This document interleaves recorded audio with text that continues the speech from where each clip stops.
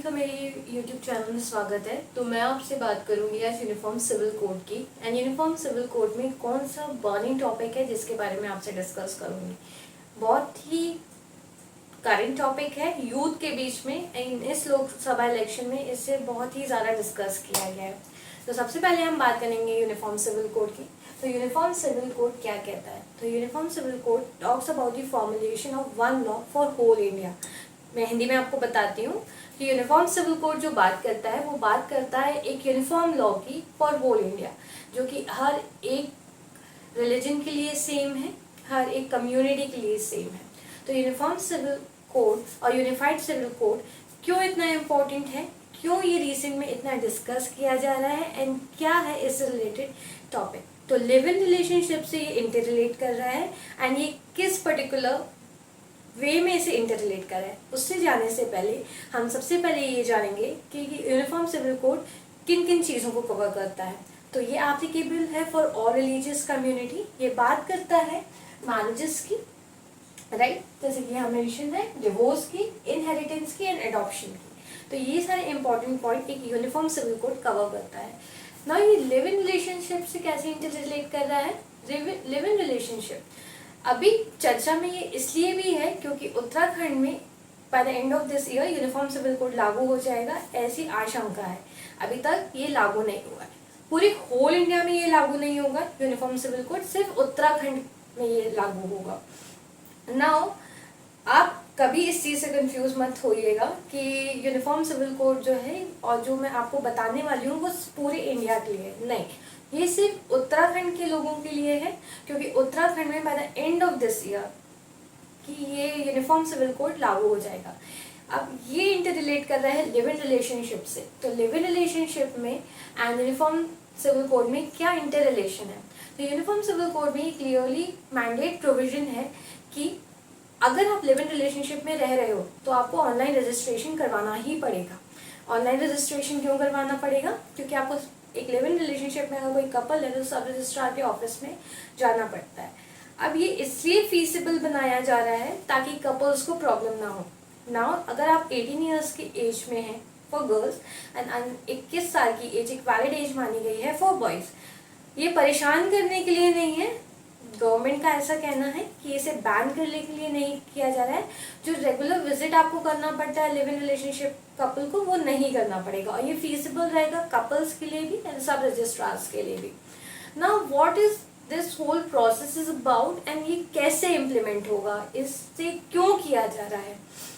Now जो government का कहना है या फिर जो कमेटी इसके लिए बनाई है, 9 मेंबर्स कमेटी है एंड इसे हेड किया जा रहा है former chief secretary Shatrughan Singh के द्वारा। उत्तराखंड की गवर्नमेंट ने कहा है कि इससे बाय द एंड जो इसके रिगार्डिंग रूल्स एंड रेगुलेशन है ऑनलाइन रजिस्ट्रेशन के, वो bye the end of June बता दिया जाएगा। इसकी जो ट्रेनिंग है प्रोसेस सब कंप्लीट की जाएगी इन द टाइम फ्रेम।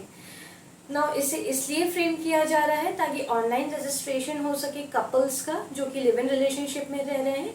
अगर वो लिव इन रिलेशनशिप में एंटर कर रहे हैं तो उन्हें ऑनलाइन रजिस्ट्रेशन करवाना कंपल्शन ही है, राइट। उनके फैमिली को इन्फॉर्म किया जाएगा, उनके पेरेंट्स को इन्फॉर्म किया जाएगा कि वो लिव इन रिलेशनशिप में रह रहे हैं।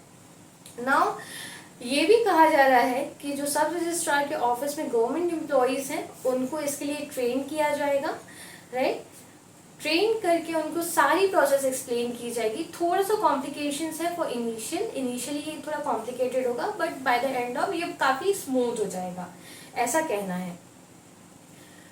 इसके लिए ऑनलाइन और offline mode at the village level provide की जाएगी एंड इसे कोशिश किया जाएगा with in time frame complete किया जा सके।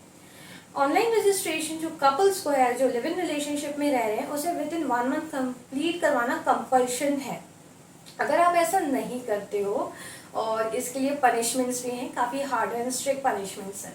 तो अगर कोई कपल एंटर कर रहा है लिव इन रिलेशनशिप में उसे विद इन 1 मंथ अपना रजिस्ट्रेशन करवाना पड़ेगा और अगर वो ऐसा नहीं करवाता है तो उसे 3 महीने की jail plus 10,000 rupees as a fine pay करना पड़ सकता है, या इन दोनों में से कुछ एक करना पड़ सकता है या ये दोनों ही करना पड़ सकता है। Means 3 months of jail plus 10,000 rupees fine.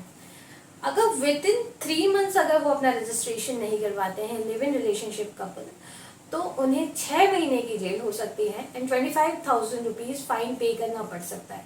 इन दोनों में से एक चीज़ को भी वो कर सकते हैं, मीन्स 6 months ऑफ जेल और 25,000 रुपीज़ फाइन, सॉरी, या फिर दोनों ही चीज़ें करनी पड़ेगी, 6 months of jail and plus 25,000 rupees fine. ये डिवोर्स एंड मैरिजेस के लिए भी एप्लीकेबल है। अगर आप मैरिड हो रहे हैं या फिर आप डिवोर्स ले रहे हैं तो विद इन 60 डेज आपको इसके लिए ऑनलाइन रजिस्ट्रेशन एंड सब रजिस्ट्रार ऑफिस में करवाना पड़ेगा। अगर आप ऐसा नहीं करते हो तो 10,000 रुपये का फाइन इम्पोज किया जाएगा सब रजिस्ट्रार के द्वारा। So this is something that is really important for you all to no.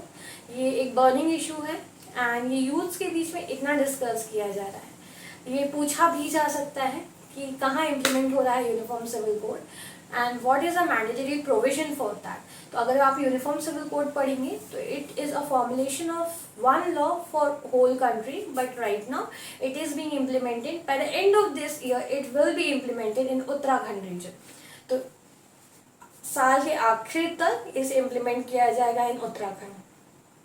Now uniform civil code को फॉर्मुलेट करने का एक रीज़न ये भी है कि हमारी जो रिलीजन अलग अलग मीन्स डाइवर्सिटी है हमारी कंट्री में, एंड इतना डाइवर्सिफाइड होने की वजह से इंडिया में एंड मल्टीपल रिलीजन्स होने के वजह से हर एक जो रिलीजन है वो अपने पर्सनल लॉ से रूल हो रहा है या फिर गवर्न हो रहा है या कोडिफाइड है। और इतना कॉम्प्लिकेटेड हो जाता है इस चीज़ को हैंडल करना कि कई बार जजमेंट्स देने से भी पहले जज को सोचना पड़ता है, क्योंकि हर किसी का पर्सनल लॉ अलग है, हर अलग तरीके से उसे गाइड किया जा रहा है। इससे यूनिफॉर्म बनाने का एक रीज़न ये भी है ताकि सिंपल हो जाए process. Now this is the important update from my and for you all, and stay tuned with me on my channel, that is Advocate Anshulika, and do share this video with your family, friends and everyone. Bye everyone.